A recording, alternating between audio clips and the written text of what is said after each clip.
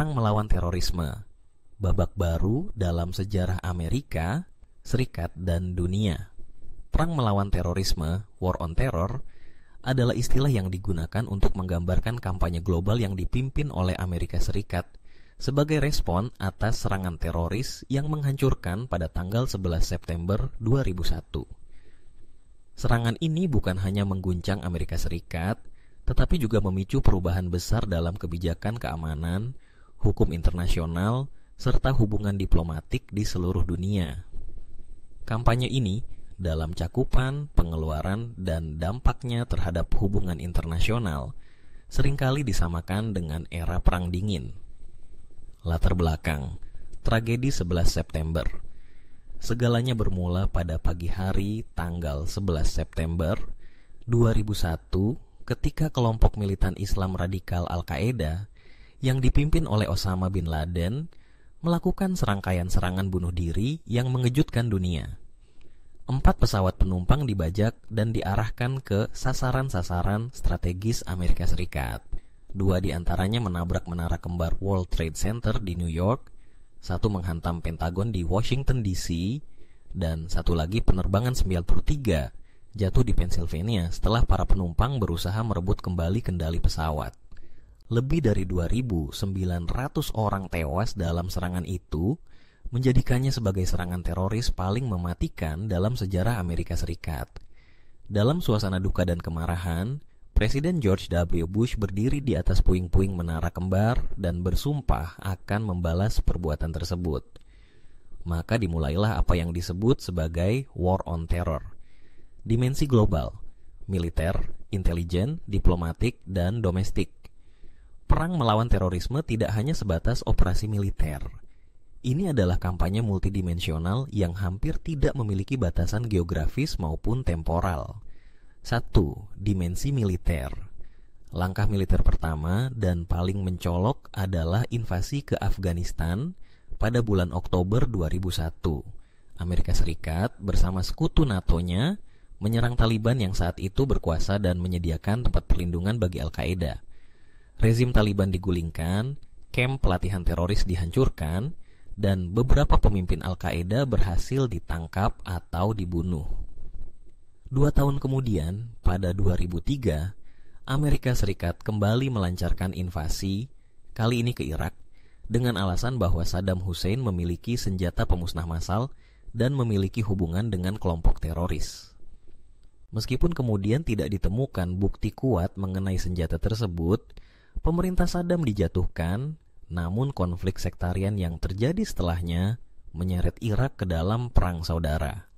2. Dimensi intelijen. Di dalam negeri, Amerika Serikat melakukan reformasi besar terhadap lembaga-lembaga intelijennya. Anggaran untuk CIA, FBI, dan NSA meningkat drastis. Program penangkapan dan interogasi terhadap tersangka teroris diluncurkan, termasuk pengiriman mereka ke pusat tahanan seperti Guantanamo Bay di Kuba atau ke penjara rahasia di luar negeri. Survei komunikasi global, pelacakan aliran dana mencurigakan, serta kerjasama dengan badan intelijen asing juga meningkat. Namun, banyak kebijakan ini menuai kritik karena dianggap melanggar hak asasi manusia dan hukum internasional. 3. Dimensi diplomatik. Secara diplomatik, Amerika Serikat berupaya membangun koalisi global untuk mendukung kampanye melawan terorisme. Negara-negara seperti Inggris, Australia, dan Polandia memberikan dukungan militer, sementara banyak negara Timur Tengah dipaksa memilih antara bekerja sama atau menghadapi tekanan diplomatik dan ekonomi. Kampanye diplomatik juga mencakup propaganda dan strategi komunikasi publik untuk melawan sentimen anti-Amerika Serikat, terutama di dunia Islam. Namun, upaya ini seringkali dipandang tidak efektif karena dianggap tidak menyentuh akar permasalahan, yaitu ketidakadilan, kemiskinan, dan intervensi luar. 4. Dimensi domestik.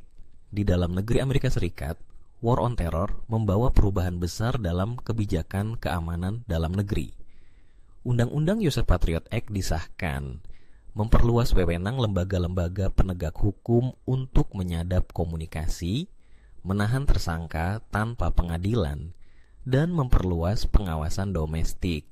Departemen Keamanan Dalam Negeri, Department of Homeland Security, dibentuk sebagai lembaga baru untuk mengordinasikan upaya anti-terorisme domestik. Sistem keamanan di bandara diperketat, tanggap darurat diperbarui, dan masyarakat Amerika Serikat mulai hidup di bawah bayang-bayang ketakutan akan serangan susulan, keberhasilan, dan kontroversi. Pada tahun-tahun awalnya, kampanye ini menghasilkan beberapa keberhasilan penting. Ratusan tersangka teroris ditangkap, tidak ada serangan besar yang berhasil terjadi di tanah Amerika Serikat selama bertahun-tahun, dan banyak pemimpin Al-Qaeda tewas atau ditahan. Namun, seiring waktu, berbagai kritik mulai bermunculan. Beberapa pihak menilai bahwa invasi ke Irak justru memperburuk keadaan. Alih-alih menghentikan terorisme, tindakan tersebut dianggap menyebarkan kebencian terhadap Amerika Serikat dan menyatukan kelompok-kelompok militan yang sebelumnya terpecah.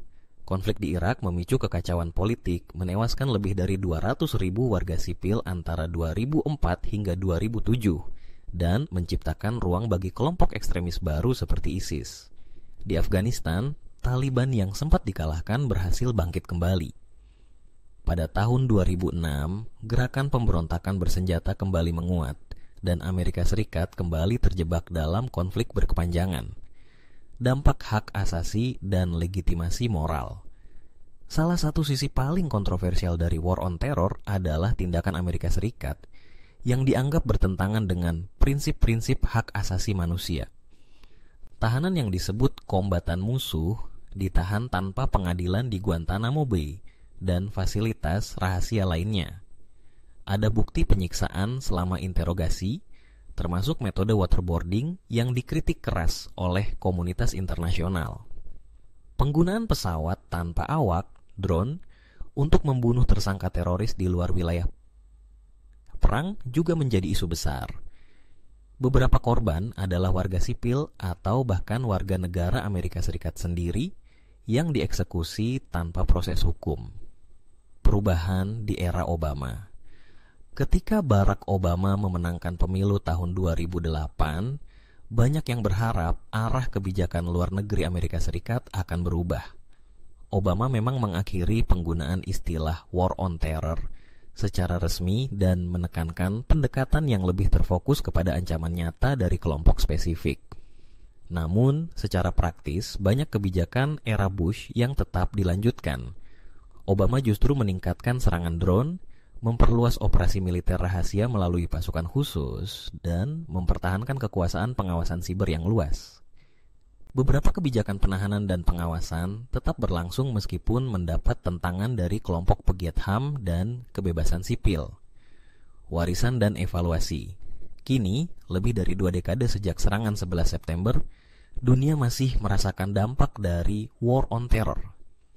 Konflik di Timur Tengah belum berakhir, terorisme belum sepenuhnya dikalahkan, dan banyak negara mengalami konsekuensi dari kebijakan luar negeri Amerika Serikat pada era tersebut. Amerika Serikat sendiri masih menghadapi tantangan besar. Bagaimana menyeimbangkan keamanan nasional dengan perlindungan hak asasi, bagaimana menarik diri dari konflik tanpa menciptakan kekosongan kekuasaan, dan bagaimana membangun kembali kepercayaan dunia terhadap komitmennya pada hukum dan keadilan. Akhirnya, War on Terror bukan hanya sebuah reaksi terhadap tragedi, tetapi juga simbol dari era baru dalam politik global. Ia menunjukkan betapa kompleksnya menghadapi ancaman tak kasat mata, seperti terorisme, dan bagaimana negara adidaya bisa kehilangan arah moral dalam upaya mempertahankan kekuatannya. Pelajaran terpenting dari babak sejarah ini mungkin bukan soal kekuatan militer, tetapi soal pentingnya kebijaksanaan dalam mengambil keputusan dan dampak jangka panjang dari kebijakan yang diambil dalam keadaan darurat.